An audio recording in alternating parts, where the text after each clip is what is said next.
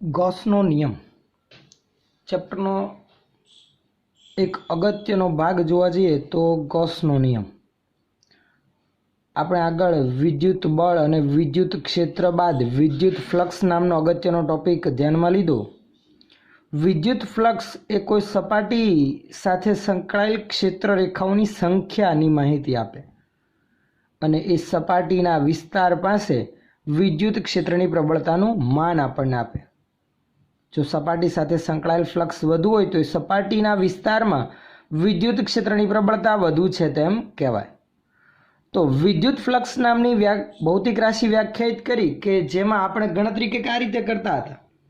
કોઈ પૃષ્ઠ સાથે સંકળાયેલ વિદ્યુત ફ્લક્સ ફાઈ બરાબર ઈ ડોટ ડેલ્ટા એસ. ઈ વિદ્યુત ક્ષેત્ર, ડેલ્ટા એસ સપાટીનું ક્ષેત્રફળ, ડોટ કાઢી નાખીએ તો ઈ ડેલ્ટા એસ કોસ થીટા એમ લખતા હતા, જ્યાં થીટા વિદ્યુત ક્ષેત્ર અને સપાટીના ક્ષેત્રફળ સદિશ વચ્ચેનો ખૂણો. જો સપાટી વિદ્યુત ક્ષેત્રને લંબ હોય, ધારો કે વિદ્યુત ક્ષેત્ર આપણે જોવા જઈએ ડાબેથી જમણી તરફ હોય અને વિદ્યુત ક્ષેત્ર સપાટીને લંબ રૂપે હોય, તો સપાટી સાથે સંકળાયેલ ફ્લક્સ સીધું લખતા હતા ફાઈ બરાબર ઈ ઇન્ટુ ડેલ્ટા એસ. પણ જો થીટા ખૂણે નમેલી હોય સપાટી, તો એવા કિસ્સામાં સપાટી સાથે સંકળાયેલ ફ્લક્સ લખતા હતા ફાઈ બરાબર ઈ ડોટ ડેલ્ટા એસ. પણ આ તો એક સમતલ સપાટી કે એક પૃષ્ઠ માટેની વાત થતી હતી મિત્રો. ગૌસનો નિયમ એ કોઈ બંધ વક્ર સપાટી સાથે સંકળાયેલ વિદ્યુત ફ્લક્સની માહિતી આપે છે.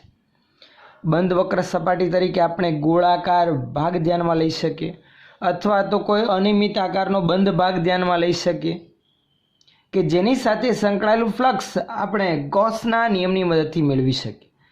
ગૌસનો નિયમ સમમિત વિદ્યુતભાર વિતરણ માટે વિદ્યુત ક્ષેત્રની ગણતરી કરવામાં પણ મદદરૂપ બની રહે છે. એટલે ખૂબ જ અગત્યની થિયરી, અગત્યનો ટોપિક ગૌસનો નિયમ, જેના માટે આપણે આગળ વધીએ. ફરી એક વખત ગૌસનો નિયમ શેના માટે છે? તો બંધ સપાટી સાથે સંકળાયેલ વિદ્યુત ફ્લક્સની ગણતરી કરવા માટે ગૌસનો નિયમ વપરાય છે. બંધ સપાટી માટે જ. જો સપાટી બંધ ના હોય, કોઈ પૃષ્ઠ ધરાવતી હોય માત્ર, તો એની સાથે સંકળાયેલ ફ્લક્સ માત્ર ફાઈ બરાબર ઈ ડોટ ડેલ્ટા એસ પરથી મેળવી શકાય. પણ સ્પેશિયલ બંધ સપાટી માટે જ ગૌસના નિયમનો ઉપયોગ થાય છે. તો બંધ સપાટી સાથે સંકળાયેલ ફ્લક્સ, આપણે એક એવું નાનું ઉદાહરણ ધ્યાનમાં લઈને એવી બંધ સપાટી સાથે સંકળાયેલા ફ્લક્સનું સમીકરણ આપણે તારવીએ. તો એક આકૃતિ આપણે ધ્યાનમાં લઈએ જેમાં એક વર્તુળાકાર એવી ગોળાકાર ગોળીય સપાટી ધ્યાનમાં લઈએ, જેના કેન્દ્ર પર આપણે એક ધન વીજભારને ધ્યાનમાં લઈએ અને ધન વીજભારના લીધે એ ગોળીય સપાટી સાથે સંકળાયેલ ફ્લક્સની ગણતરી આપણે આગળ વધારીએ.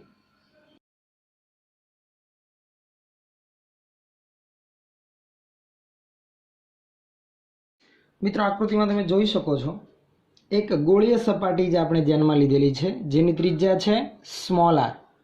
આ ગોળીય સપાટીના કેન્દ્ર પર આપણે સ્મોલ ક્યુ વિદ્યુતભારને રાખેલ છે. સ્મોલ ક્યુ વિદ્યુતભાર ધારો કે ધન છે. આવા ધન વિદ્યુતભારનું વિદ્યુત ક્ષેત્ર દરેકને ખ્યાલ છે તેમ મિત્રો ત્રિજ્યાવર્તી અને બહારની તરફ હોય. એટલે ધન વિદ્યુતભારમાંથી ક્ષેત્ર રેખાઓ ત્રિજ્યાવર્તી અને બહારની દિશામાં નીકળશે, જે ગોળીય સપાટીના દરેક બિંદુ પાસે સપાટીને લંબ રૂપે ત્રિજ્યાવર્તી દિશામાં બહારની તરફ હશે. તથા ગોળીય સપાટી પરનું દરેક બિંદુ કેન્દ્રથી એક સરખા અંતરે હોવાથી સપાટી પરના દરેક બિંદુ પાસે વિદ્યુત ક્ષેત્રની દિશા પણ એક સરખી ત્રિજ્યાવર્તી બહારની તરફ અને વિદ્યુત ક્ષેત્રનું મૂલ્ય એક સરખું કેક્યુ પણ આર સ્ક્વેર જેટલું જાણવા મળશે. વિદ્યુત ક્ષેત્રની દિશા તો સપાટી પરના કોઈ પણ બિંદુ પાસે લંબ રૂપે બહાર, ધારો કે અહીંયાનું બિંદુ હોય તો સપાટીને લંબ બહારની તરફ, અહીંયાનું હોય તો સપાટીને લંબ બહારની તરફ, અહીંયાનું લીધું હોય તો સપાટીને લંબ બહારની તરફ, પણ મૂલ્ય એક સરખું બિંદુવત વિદ્યુતભારથી આર અંતરે મળતું હોય એ રીતે કેક્યુ પણ આર સ્ક્વેર જેટલું મળી આવશે. આવી બંધ ગોળીય સપાટી સાથે સંકળાયેલ ફ્લક્સ ગૌસના નિયમની મદદથી આપણે મેળવવાનું છે. અને જે બંધ ગોળીય સપાટી સાથે સંકળાયેલ ફ્લક્સનું સમીકરણ આવશે એ થશે આપણું ગૌસના નિયમનું સમીકરણ, કે જે બંધ ગાઉસિયન સપાટી કે પૃષ્ઠ સાથે સંકળાયેલા ફ્લક્સની માહિતી આપણને પૂરી પાડશે. તો સૌપ્રથમ આપણે આગળ વધીએ, આવી બંધ ગોળીય સપાટી સાથે ફ્લક્સની ગણતરી કરી એ પહેલાં આપણે જે ધારણા ધ્યાનમાં લીધેલ છે એને વર્ણન સ્વરૂપે લખી રાખીએ. ધારણા આપણે એવી ધ્યાનમાં લીધેલ છે કે આર ત્રિજ્યાની ગોળીય સપાટીના કેન્દ્રમાં બિંદુવત વિદ્યુતભાર સ્મોલ ક્યુ છે તેમ આપણે લખી રાખીએ.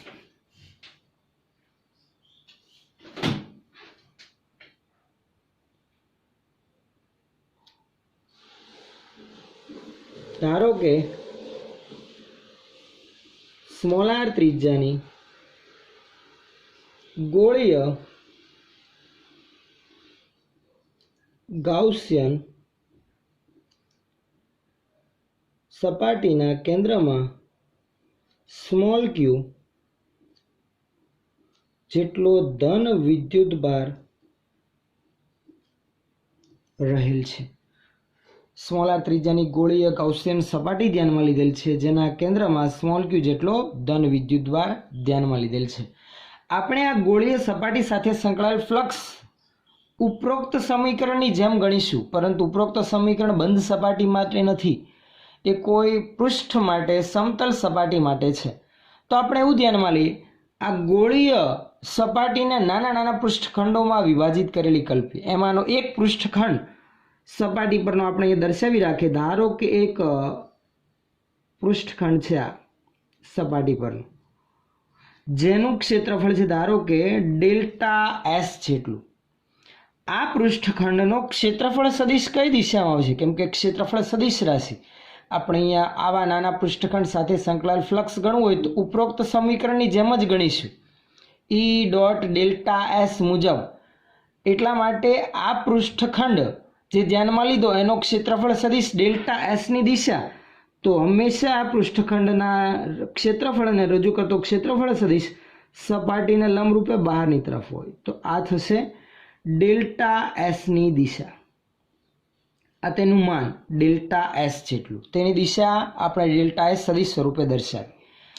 હવે તે પૃષ્ઠખંડ પાસે વિદ્યુત ક્ષેત્રની દિશાની વાત કરીએ તો એ પૃષ્ઠખંડ ગોળીય સપાટી પરનો ભાગ છે કે જેના કેન્દ્રમાં સ્મોલ ક્યુ જેટલો ધન વીજભાર છે, જેના લીધે આ ગોળીય સપાટી પરના નાના પૃષ્ઠખંડ પાસે વિદ્યુત ક્ષેત્ર ત્રિજ્યાવર્તી અને બહારની તરફ આપણને આ રીતે મળશે. તો વિદ્યુત ક્ષેત્ર ઈની દિશા પણ બહારની તરફ આપણને મળશે. તમે જોઈ શકો છો ઈ અને ડેલ્ટા એસ વચ્ચેનો ખૂણો બંને એકબીજાને સમાંતર હોવાથી બનશે 0. તો આમ નાના એવા પૃષ્ઠખંડ સાથે સંકળાયેલ ફ્લક્સ ઉપરોક્ત સમીકરણ પરથી મળશે, અને પછી સમગ્ર ગોળીય સપાટી સાથે સંકળાયેલ ફ્લક્સ માટે આવા નાના નાના પૃષ્ઠખંડો સાથે સંકળાયેલા ફ્લક્સનો સરવાળો કરવાથી આપણને મળશે. આગળ આમ આપણે સતત વિદ્યુતભાર વિતરણમાં આગળની થિયરીમાં ભણીને આવ્યા એ જ પ્રકારે અહીંયા ગણતરી આગળ વધારવાની છે. તો હવે આગળ ધારણા કરી રાખીએ કે ગોળીય સપાટી પર નાનો એવો ડેલ્ટા એસ જેટલું ક્ષેત્રફળ ધરાવતો પૃષ્ઠખંડ ધ્યાનમાં લેવાનું છે. હવે ગોળીય સપાટીને ડેલ્ટા એસ જેટલા નાના નાના પૃષ્ઠખંડોમાં વિભાજિત કરેલી કલ્પ. આ પૈકી એક નાના એવા પૃષ્ઠખંડની વાત કરીએ. આ પૈકી એક ડેલ્ટા એસ જેટલું ક્ષેત્રફળ ધરાવતા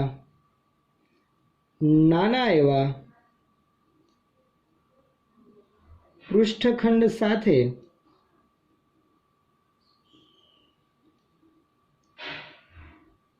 સંકળાયેલ ફ્લક્સ આપણે લખવું હોય તો આમ લખાય, ડેલ્ટા ફાઈ બરાબર નાના એવા પૃષ્ઠખંડ સાથે સંકળાયેલ ફ્લક્સ ઈ ડોટ ડેલ્ટા એસ. ઈ આ નાના એવા પૃષ્ઠખંડ પાસે વિદ્યુત ક્ષેત્ર, ડેલ્ટા એસ આ નાના એવા પૃષ્ઠખંડનો ક્ષેત્રફળને રજૂ કરતો ક્ષેત્રફળ સદિશ. ઈ અને ડેલ્ટા એસ ના સમીકરણ લખી રાખીએ, બંનેની કિંમત મૂકીશું તો નાના એવા ખંડ સાથે સંકળાયેલ ફ્લક્સની ગણતરી થશે. જ્યાં ઈ બરાબર કેન્દ્રમાં રહેલ સ્મોલ ક્યુ વિદ્યુત ભારના લીધે ગોળીય સપાટી પરના દરેક બિંદુએ ક્ષેત્ર, કારણ કે આગળ આપણે વાત કરીએ એમ ગોળીય સપાટી પરના દરેક બિંદુએ વિદ્યુત ક્ષેત્ર એક સરખા મૂલ્યનું અને ત્રિજ્યાવર્તી દિશામાં બહારની તરફ આપણને મળી આવશે, જેનું સમીકરણ E બરાબર KQ/R² ઇન્ટુ દિશા દર્શાવતો એકમ સદિશ, તો વિદ્યુત ક્ષેત્રની દિશા આ પૃષ્ઠખંડના ત્રિજ્યા સદિશની દિશામાં એટલે કે આરની દિશામાંથી વિદ્યુત ક્ષેત્રની દિશા દર્શાવતો એકમ સદિશ R² આપણે લખી રાખીએ. તથા ડેલ્ટા એસ ની વાત કરીએ તો નાના એવા પૃષ્ઠખંડ જે ધ્યાનમાં લીધેલ છે એનું મૂલ્ય ડેલ્ટા એસ જ છે, પરંતુ એનો ક્ષેત્રફળ સદિશ તો કે એ પણ સપાટીને લંબ બહારની તરફ એટલે કે આરની દિશામાં, એટલે આમ લખાય ડેલ્ટા એસ ઇન્ટુ R². માટે ડેલ્ટા ફાઈ બરાબર KQ/R² into R² dot delta એસની કિંમત મૂકીએ તો ડેલ્ટા એસ ઇન્ટુ R². અહીં આપણે ડેલ્ટા ફાઈના સમીકરણમાં E અને ડેલ્ટા એસની કિંમતો મૂકેલ છે. R² ડોટ R² બંને એક જ દિશાના એકમ સદિશ હોવાથી R² ડોટ R² અદિશ ગુણાકારના ગુણધર્મો આધારિત આવશે 1. માટે નાના એવા પૃષ્ઠખંડ સાથે સંકળાયેલ ફ્લક્સ બનશે મિત્રો ડેલ્ટા ફાઈ બરાબર KQ/R² ઇન્ટુ ડેલ્ટા એસ. આ ફ્લક્સ માત્ર આ ડેલ્ટા એસ પૃષ્ઠખંડ સાથે સંકળાયેલ છે, જેમાં k ની જગ્યા પર આપણે આવું પણ લખી શકીએ 1/4πε0 Q ઇન્ટુ ડેલ્ટા એસ ના છેદમાં R². હવે મિત્રો આપણે આગળ નાના એવા પૃષ્ઠખંડ સાથે સંકળાયેલ ફ્લક્સ તો મેળવ્યું, હવે સમગ્ર ગોળીય સપાટી સાથે સંકળાયેલ ફ્લક્સ માટે આવા નાના નાના પૃષ્ઠખંડો સાથે સંકળાયેલા બધા જ ફ્લક્સનો સરવાળો કરવાનો, જેના માટે આપણે સમેશનનો ઉપયોગ કરીશું. આથી લખી રાખીએ સમગ્ર બંધ પૃષ્ઠ સાથે સંકળાયેલ ફ્લક્સ ફાઈ બરાબર સમેશન કરવાનું છે આવા બધા જ નાના નાના ખંડો માટે, એટલે આમ લખી શકાય ટૂંકમાં ઓલ ડેલ્ટા એસ, બધા જ નાના નાના ડેલ્ટા એસ ક્ષેત્રફળ ધરાવતા પૃષ્ઠખંડો સાથે સંકળાયેલા ફ્લક્સનો સરવાળો. ડેલ્ટા ફાઈનું આ સમગ્ર નાના નાના પૃષ્ઠખંડો પરનો સરવાળો કરવાનો છે. ડેલ્ટા ફાઈની કિંમત લખી રાખીએ તો summation all delta S, delta ફાઈની કિંમત Q ડેલ્ટા એસ અપન 4πε0 R². આમાં બધા જ ખંડો માટે જે અચળાંકો છે તેને આપણે કોમન કાઢી રાખીએ, એક સરખા પદો જે આવવાના છે Q, તો બધા જ પૃષ્ઠખંડો સાથે સંકળાયેલ ફ્લક્સ Qના લીધે જ મળવાનું છે, તો Q કોમન આવશે. 4πε0 એ પણ કે અચળાંક એક સરખો જ, વિદ્યુત ક્ષેત્ર દરેક પૃષ્ઠખંડ પાસે એક સરખું મળવાથી કોમન નીકળી જશે. R સપાટી પરનો દરેક પૃષ્ઠખંડ કેન્દ્રથી R જેટલા જ અંતરાઓથી એ પણ સામાન્ય નીકળી જશે, તો વધશે માત્ર અંદર ડેલ્ટા એસ, તો Qના છેદમાં 4πε0 R². બધા જ પૃષ્ઠખંડો ઓલ ડેલ્ટા એસ આમ આપણે લખી શકીએ, પરંતુ બધા જ આવા ડેલ્ટા એસ પૃષ્ઠખંડોના ક્ષેત્રફળનો જો હું સરવાળો કરું મિત્રો તો ગોળીય સપાટીનું કુલ ક્ષેત્રફળ મળી આવે.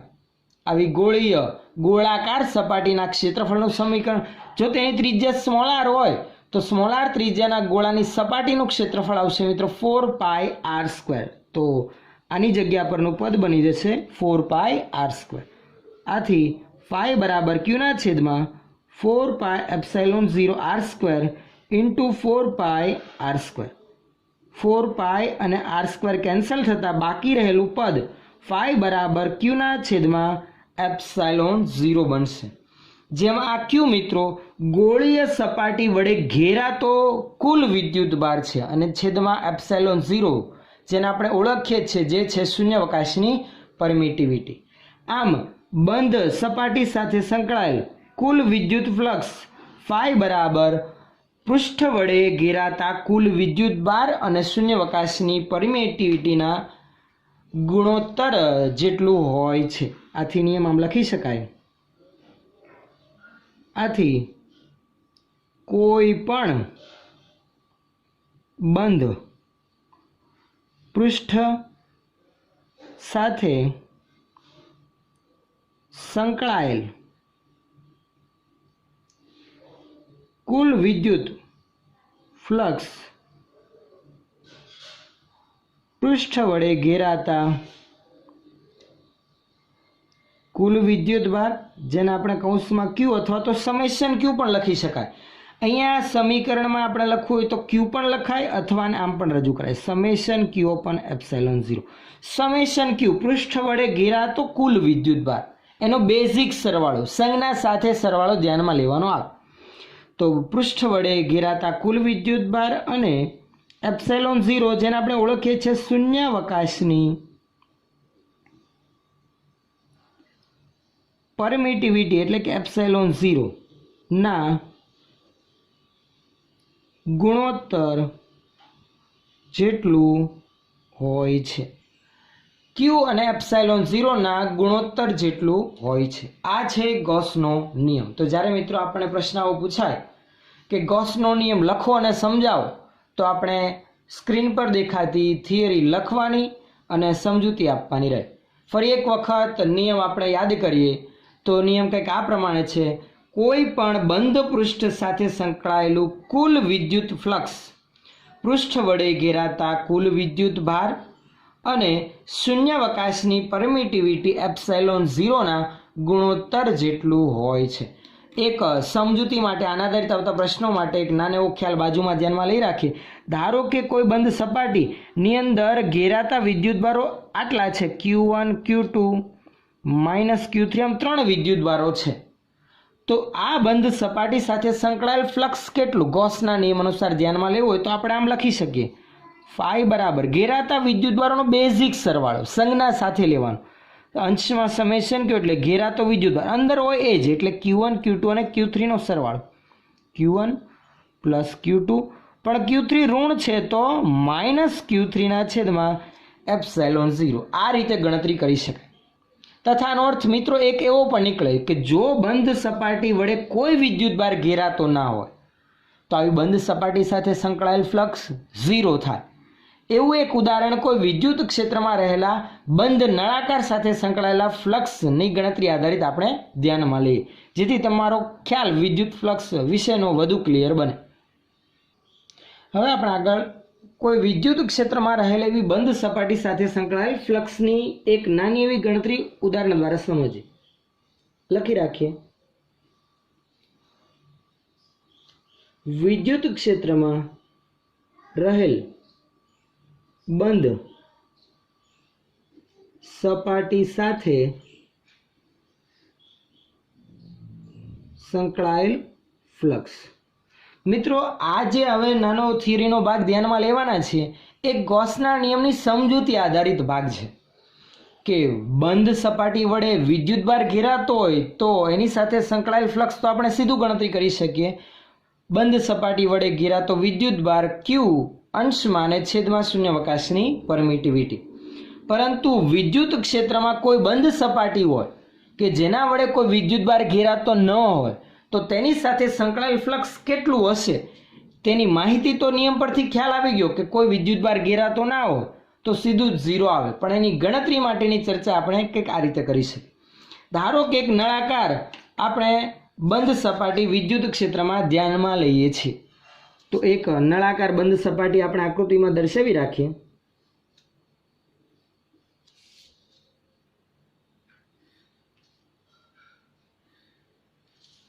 ધારો કે સમાન વિદ્યુત ક્ષેત્ર જમણી તરફની દિશામાં છે, જેની ક્ષેત્ર રેખા હું સરળતા ખાતર દર્શાવી રાખું છું. આ બંધ એવો નળાકાર છે કે જેને 3 સપાટી આવશે. મિત્રો આ આપણે સમાન વિદ્યુત ક્ષેત્રને રજૂ કરતા ક્ષેત્ર રેખાઓની દિશા આપણે દર્શાવી રાખી. સમાન વિદ્યુત ક્ષેત્ર છે મિત્રો, ધારો કે E જેટલું. આ જે નળાકાર ધ્યાનમાં લીધો એને 3 સપાટી બને. 3 કઈ કઈ?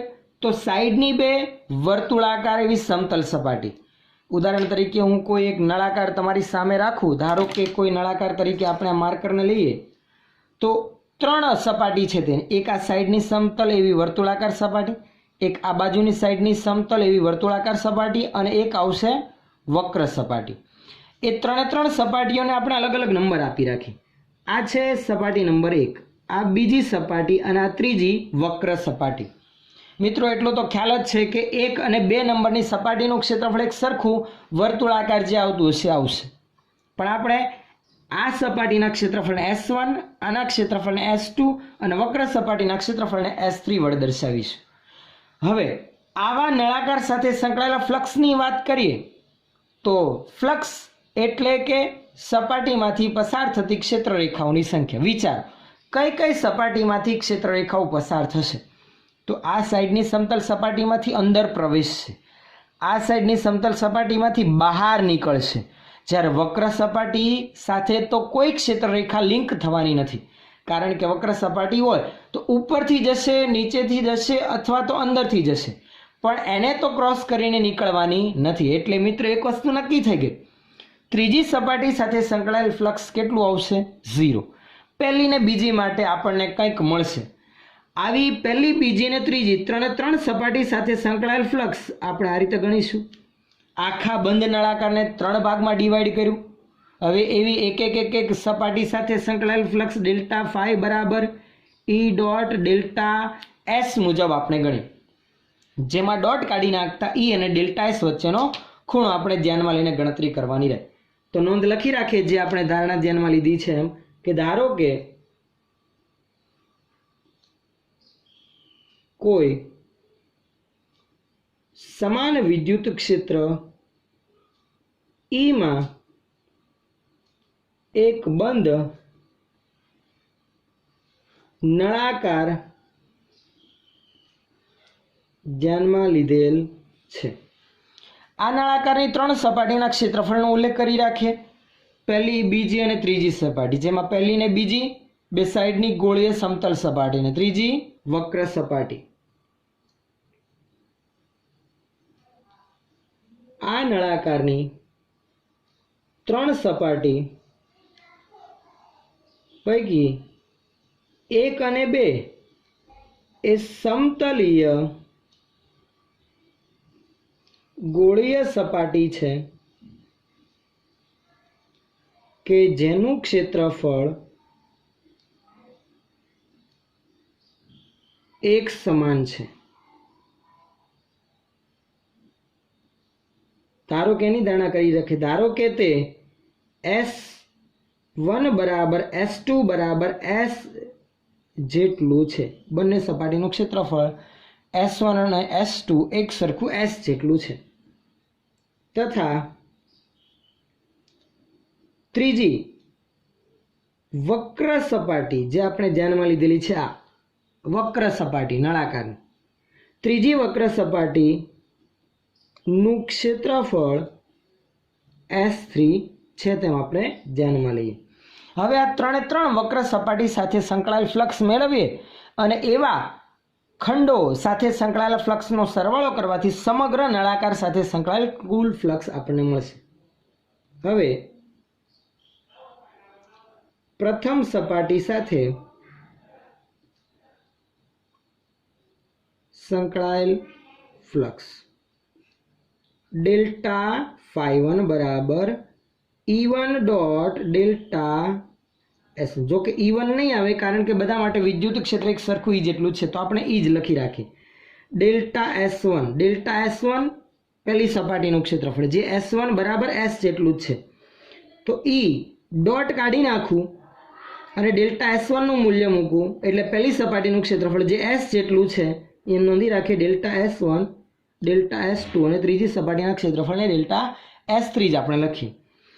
તો ડેલ્ટા S1 નું મૂલ્ય S જેટલું છે તો એનું મૂલ્ય S જેટલું S લખી રાખીએ તથા E અને ડેલ્ટા S1 વચ્ચેનો ખૂણો. મિત્રો પહેલી સપાટીનો ક્ષેત્રફળ સદિશ સપાટીને લંબ બહાર આ રીતે આવશે. આ ડેલ્ટા S1 ની દિશા છે તથા વિદ્યુત ક્ષેત્ર આ દિશામાં, બંને વચ્ચેનો ખૂણો બનશે 180. તો ES cos 180, cos 180 નું મૂલ્ય -1 એટલે -e into s. બીજી સપાટી સાથે સંકળાયેલ ફ્લક્સની વાત કરીએ તો એ સમીકરણ બનશે મિત્રો ઉપરની જેમ જ આ રીતે ડેલ્ટા φ2 બરાબર E ડોટ ડેલ્ટા S2 બરાબર E ડેલ્ટા S2 નું મૂલ્ય પણ S છે એટલું ES. ખૂણો કેટલો આવશે બીજી સપાટી માટે? બીજી સપાટીનો ક્ષેત્રફળ સદિશ સપાટીને લંબ બહાર એટલે અંદર નહીં, આ તરફ આવશે. આ ડેલ્ટા S2 ની દિશા. વિદ્યુત ક્ષેત્ર પણ એ જ દિશામાં છે એટલે બંને વચ્ચેનો ખૂણો બનશે 0. તો ES cos 0 આવશે 1 પ્લસ ES. ત્રીજી સપાટી છે આપણી વક્ર તથા ત્રીજી સપાટી સાથે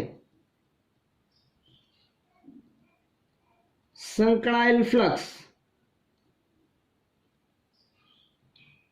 ડેલ્ટા φ3 બરાબર બનશે E ડોટ ડેલ્ટા S3. ત્રીજી સપાટીના ક્ષેત્રફળ સદિશની વાત કરીએ તો એ વક્ર સપાટીનો ક્ષેત્રફળ સદિશ સપાટીને લંબ એટલે આ રીતે આવશે. આ ડેલ્ટા S3 ની દિશા જે વિદ્યુત ક્ષેત્ર E ને લંબ રૂપે છે એટલે બંને વચ્ચેનો ખૂણો થશે 90. તો E ધારો કે વક્ર સપાટીનું ક્ષેત્રફળ ડેલ્ટા S3 જ આપણે લખેલ છે તો ડેલ્ટા S3 cos 90 આવશે મિત્રો 0. તો ત્રીજી વક્ર સપાટી સાથે સંકળાયેલ ફ્લક્સ બનશે 0. હવે લખી રાખીએ સમગ્ર નળાકાર સાથે સંકળાયેલ કુલ ફ્લક્સ. આથી સમગ્ર નળાકાર સાથે સંકળાયેલ ફ્લક્સની વાત કરીએ તો ડેલ્ટા φ1 ડેલ્ટા φ2 અને ડેલ્ટા φ3 નો આપણે સરવાળો કરવાનો રહે. માટે કુલ ફ્લક્સ φ બરાબર delta φ1 plus delta φ2 plus delta φ3. હવે પહેલી સપાટી સાથે સંકળાયેલ ફ્લક્સ છે -ES, બીજા માટે છે +ES અને ત્રીજું છે 0. સરવાળો કરીએ તો કુલ ફ્લક્સ બનશે મિત્રો φ બરાબર 0. આ આન્સર આપણને પહેલેથી જ ખ્યાલ હતો કારણ કે આ ધ્યાનમાં લીધેલ નળાકારી એવી બંધ સપાટી વડે ઘેરાતો વિદ્યુતભાર એટલે કે સપાટીની અંદરનો કુલ વિદ્યુતભાર 0 જ છે. અહીંયા આપણે જાણકારી ખાતર આમ લખી શકીએ સમેશન Q બરાબર 0 જ છે. આથી સીધો નિયમનો ઉપયોગ કરું φ બરાબર સમેશન Q ના છેદમાં એપ્સિલોન 0 તો Q 0 હોવાથી કુલ ફ્લક્સ પણ 0 જ આવશે. આ ટૂંકમાં આપણે ધ્યાનમાં લીધું. આ સવિસ્તાર એની માહિતી એટલે જ્યારે થિયરી આપણને પૂછાય ત્યારે ટૂંકમાં નહીં આવી સમજૂતી આધારિત આપણે ગણતરી કરીને દર્શાવવું પડે. આપણે આગળ આવા સંમિત વિદ્યુતભાર વિતરણ ધરાવતા વિદ્યુતભારી તંત્રો વડે વિદ્યુત ક્ષેત્રની ગણતરી માટે ફ્લક્સની ગણતરી આમ જ કરીશું. સપાટી અમુક સરળતા ખાતર નાના નાના ભાગોમાં વિભાજિત કરીશું. સપાટીઓ સાથે સંકળાયેલા ફ્લક્સનો સરવાળો કરીને વિદ્યુત ક્ષેત્રની સંકળાયેલા ફ્લક્સની ગણતરી આપણે કરી શકીએ. તો આથી વિદ્યુત ક્ષેત્રમાં રહેલ બંધ સપાટી કે જેના વડે ઘેરાયેલો વિદ્યુતભાર 0 છે એની સાથે સંકળાયેલું ફ્લક્સ જે આવે 0. આમ એક વખત એક વાતની વાત કરીએ મિત્રો તો એક ક્લિયર વસ્તુ થઈ ગઈ કે બંધ સપાટી વડે જો ઘેરાતો વિદ્યુતભાર 0 હોય તો સંકળાયેલું ફ્લક્સ હંમેશા 0 જ બને. આગળ આપણે ચર્ચા વધારે ફાઇનલ ભાગમાં જઈએ. ગૌસના નિયમની અગત્યની લાક્ષણિકતાઓ અથવા તો કેવા અગત્યના મુદ્દાઓ કે ગૌસનો નિયમ લાગુ પાડતી વખતે કઈ કઈ બાબતો ધ્યાનમાં લેવી, એના અગત્યના મુદ્દાઓ કયા કયા છે તે આપણે આગળ નોંધી રાખીએ. જેમાંના એક પછી એક અનુક્રમે આવતા મુદ્દાઓને લખતા જઈએ અને સમજતા જઈએ. તો અગત્યના મુદ્દાઓ નોંધી રાખીએ ગૌસના નિયમના. જેમાંનો પહેલો મુદ્દો આપણે ધ્યાનમાં લઈએ તો ગૌસના નિયમ માટે આપણે જે સપાટી આગળ ધ્યાનમાં લીધી હતી સમીકરણની તારવણી માટે એ સપાટી હતી ગોળીય.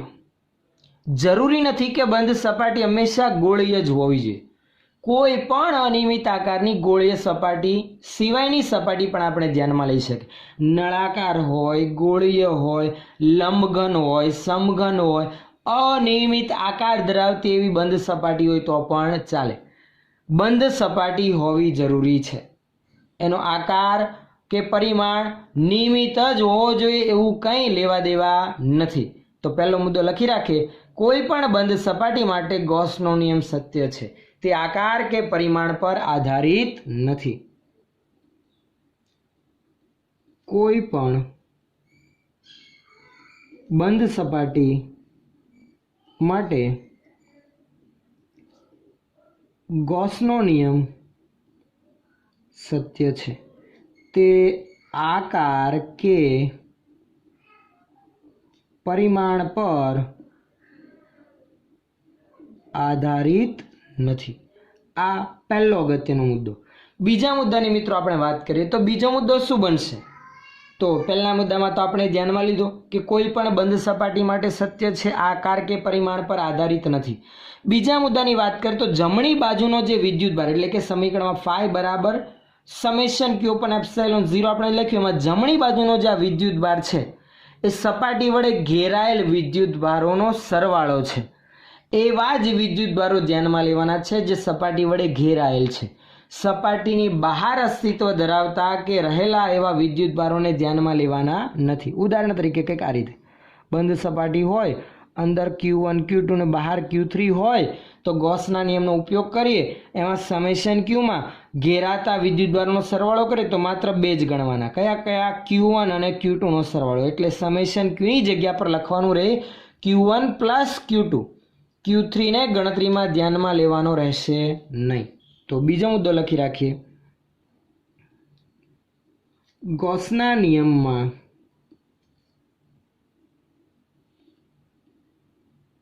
જમણી બાજુનો Q એ સપાટી વડે ઘેરાયેલ વિદ્યુતભારોને જ સમાવે છે, અથવા તો કહી શકાય ધ્યાનમાં લેવાનો છે, ગણતરીમાં ધ્યાનમાં લેવાનો છે. સપાટીની બહાર રહેલા વિદ્યુતભારોને ગણતરીમાં લેવાના નથી. નોંધી રાખીએ, સપાટીની બહાર રહેલ વિદ્યુતભારો ધ્યાનમાં લેવાના નથી. ત્રીજો અગત્યનો મુદ્દો. પહેલા બે મુદ્દામાં મિત્રો દરેકને ખ્યાલ આવી ગયો છે. બંધ સપાટી જે ધ્યાનમાં લીધેલી હોય એ ગમે તે આકારની ગમે તે પરિમાણ ધરાવતી હોય ચાલે. બીજા મુદ્દામાં ધ્યાનમાં લીધું કે બંધ સપાટી વડે ઘેરાયેલો વિદ્યુતભાર જ ગણવાનો છે, સપાટીની બહાર રહેલો વિદ્યુતભાર ગણતરીમાં લેવાનો નથી. ત્રીજો મુદ્દોની વાત કરીએ આપણે મિત્રો, જો કોઈ સ્થિતિમાં કેટલાક વિદ્યુતભારો સપાટીની અંદર અને કેટલાક બહાર હોય તો વિદ્યુત ક્ષેત્ર એ અંદર અને બહાર બંનેના લીધે અસ્તિત્વ ધરાવતું હોય, ધ્યાનમાં લેવાતું હોય.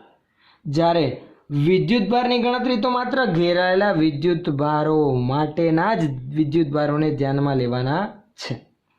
તો કહેવાનો અર્થ એવો કે ફ્લક્સ જે આપણે આગળ ગણતરી કરીએ છીએ ફાઈ બરાબર E ડોટ ડેલ્ટા એસ એવા નાના નાના પૃષ્ઠખંડો સાથે સંકળાયેલા ફ્લક્સનો સરવાળો કરીએ, એમાં વિદ્યુત ક્ષેત્ર E એ સપાટીની અંદર રહેલા વિદ્યુતભારો અથવા તો બહાર રહેલા વિદ્યુતભારો બધાના લીધે પૃષ્ઠ પર મળતું હોઈ શકે. પણ આપણે જે ફ્લક્સની ગણતરીમાં વિદ્યુતભારો લઈએ એ તો સપાટીની અંદર ઘેરાયેલા છે, એ જ ધ્યાનમાં લેવાના છે. તો ત્રીજો અગત્યનો મુદ્દો આપણે નોંધી રાખીએ કે જો કોઈ સ્થિતિમાં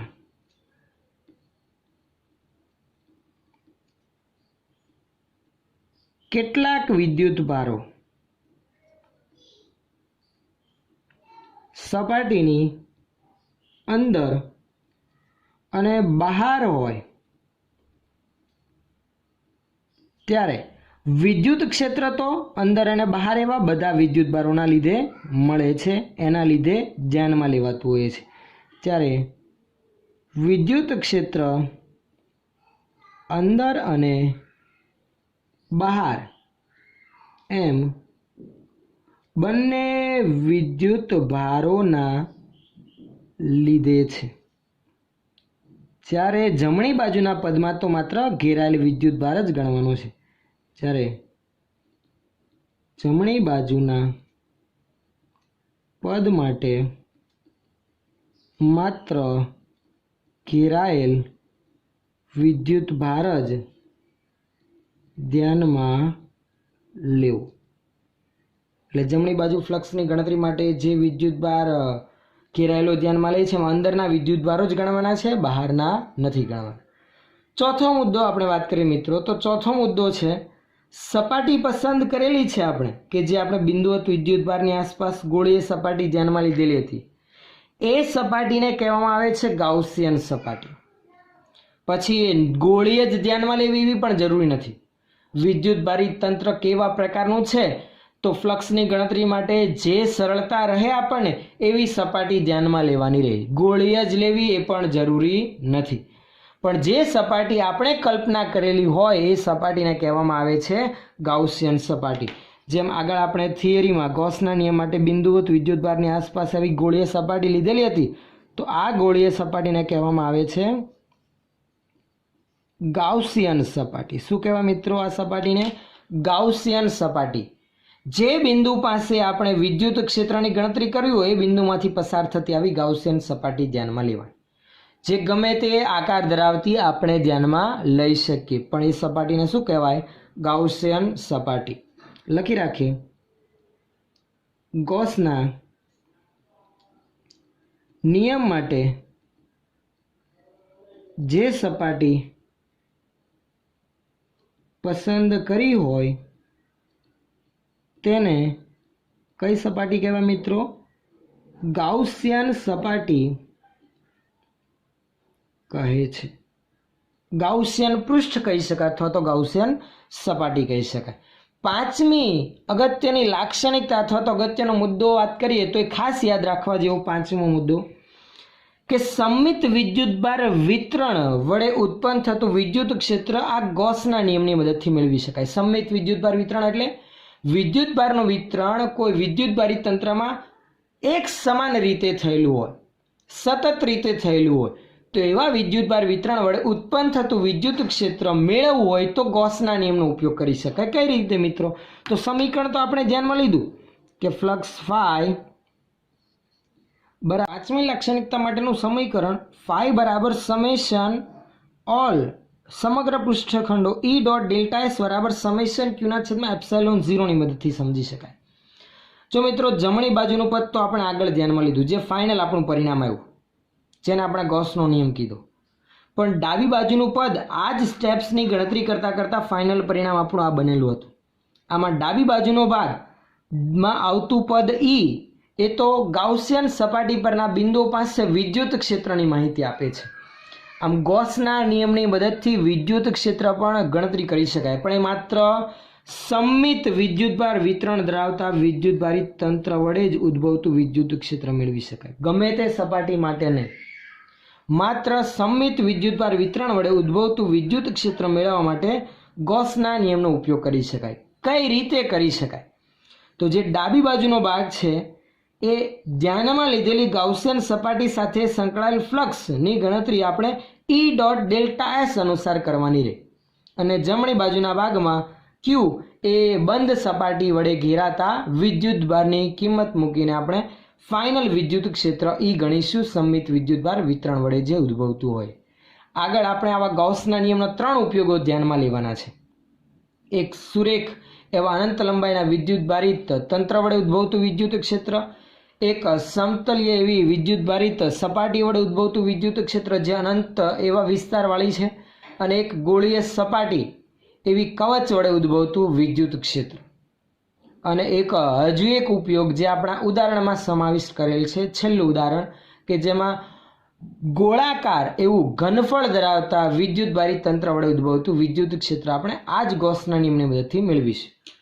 તો આથી પાંચમી લાક્ષણિકતા જે સંમિત વિદ્યુતભાર વિતરણ વડે ઉદ્ભવતા વિદ્યુત ક્ષેત્રની માહિતી આપે છે.